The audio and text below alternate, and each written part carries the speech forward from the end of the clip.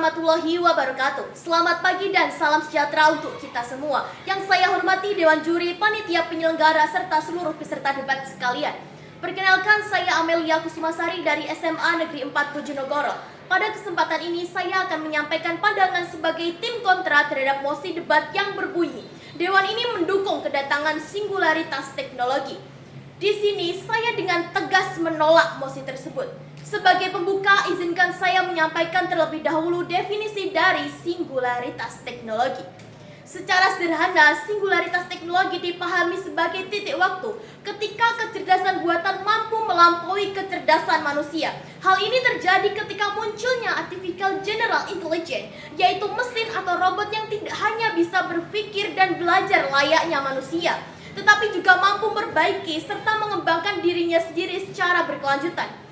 Bahkan, dalam pandangan para singularitarian, teknologi ini berpotensi melahirkan super intelligence yang jauh melebihi kemampuan manusia.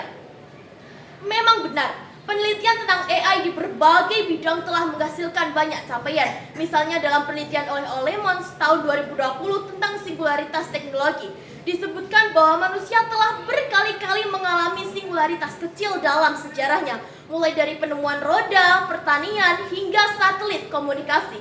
Semua itu mempercepat cara manusia hidup, berinteraksi, dan berbagi informasi. Namun, perlu ditegaskan bahwa singularitas teknologi modern berbeda jauh. Ini adalah sebuah titik hipotesis di masa depan, ketika pertumbuhan teknologi menjadi begitu cepat, tak terkendali, dan tak terprediksi hingga melahirkan kecerdasan super yang berpotensi mengubah peradaban manusia secara drastis. Sekilas, gagasan ini memang tampak menjanjikan. Pihak pendukung mungkin akan berargumen bahwa singularitas membawa lompatan besar di bidang kesehatan, industri, maupun ilmu pengetahuan. Tetapi, disinilah letak persoalannya. Tidak semua manfaat yang dijanjikan teori akan berjalan selaras dengan kenyataan.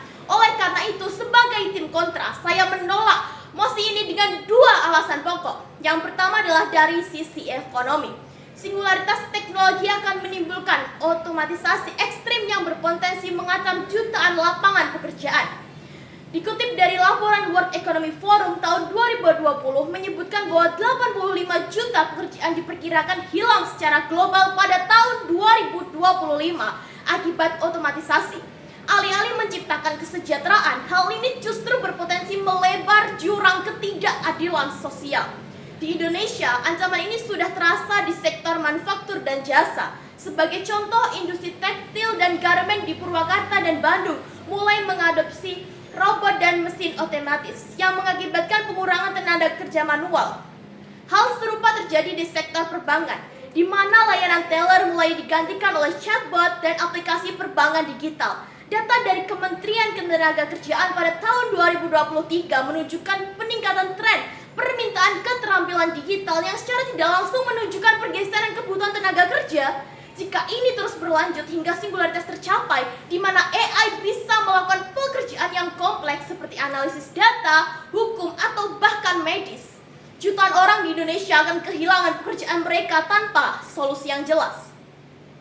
Yang kedua adalah dari sisi kesehatan. Singularitas teknologi berpotensi membuat manusia semakin pasif dan malas gerak. Jika semua tugas mulai dari pekerjaan rumah tangga hingga pekerjaan profesional diambil oleh AI dan robot, maka aktivitas fisik manusia akan menurun drastis. Kondisi ini akan berujung pada peningkatan penyakit degeneratif seperti obesitas, diabetes, dan penyakit jantung yang saat ini menjadi masalah kesehatan global.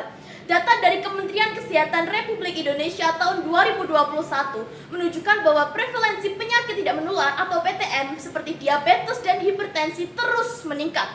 Sebagian besar karena kurangnya aktivitas fisik. Singularitas akan mencepat tren negatif ini. Dengan singularitas di mana AI dan robot melakukan segala hal, masyarakat akan semakin enggan bergerak. Sebagai contoh, layanan pengantaran makanan dan belanja daring sudah membuat banyak orang mengurangi aktivitas fisik dengan teknologi yang lebih canggih. Misalnya robot yang memasak, membersihkan rumah, bahkan mengantar anak ke sekolah. Manusia tidak lagi memiliki alasan untuk bergerak. Hal ini akan memperburuk kondisi kesehatan masyarakat Indonesia yang sudah memiliki tingkat obesitas dan PTN yang cukup mengkhawatirkan. Singularitas teknologi dengan janji-janji manisnya menyimpan ancaman nyata yang tidak bisa kita abaikan. Ancaman ini tidak hanya bersifat hipotesis, melainkan sudah terlihat dalam bentuk pengangguran yang mengintai dan penurunan kualitas kesehatan fisik serta mental di masyarakat kita.